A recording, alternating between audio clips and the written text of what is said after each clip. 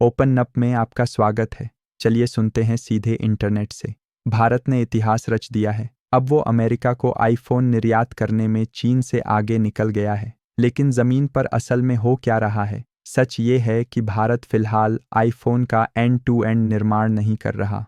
Foxconn, Pegatron, Tata और Wistron जैसी कंपनियां केवल असेंबली कर रही हैं। स्क्रीन, चिप्स और बाकी कीमती पार्ट्स अब भी ताइवान और चीन से आते हैं, यानी मेड इन इंडिया का टैग है, लेकिन असली वैल्यू विदेश में बन रही है। अब सवाल ये कि क्या पूरा मैन्युफैक्चरिंग भारत के लिए फ़ायदेमंद होगा? बिल्कुल होगा।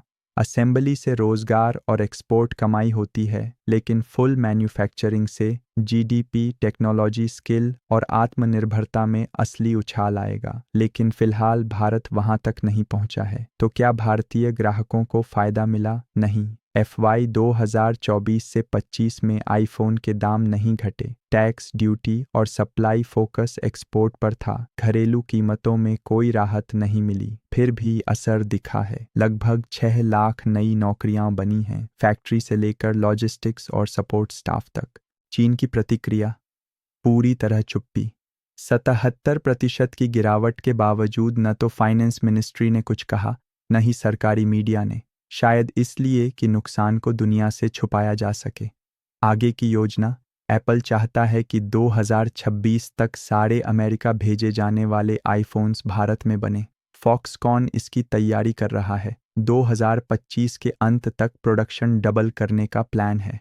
अमेरिका को इससे फ़ायदा हुआ है। चीन से आने वाले आईफोन्स पर भारी टैक्स लगता था, भारत से आने वाले सस्ते पड़ते हैं। लेकिन अगर ट्रंप सरकार भारत पर 25% नया टैक्स लगाती है तो ये एडवांटेज खत्म हो सकता है। मार्च से मई 2025 के बीच भारत से बने 97% आईफोन्स सिर्फ अमेरिका भेजे गए। यूरोप या एशिया को बेहद कम भेजा गया। और हकीकत ये है कि भारत अब भी ज़्यादातर पार्ट्स चीन से मंगवा रहा है। अमेरिका से कोई ख़ास मशीनरी नहीं आती। हम लेकर आएंगे ऐसे ही और भी ज़रूरी मुद्दे। तब तक जुड़े रहिए ओपन न्यूज़ के साथ।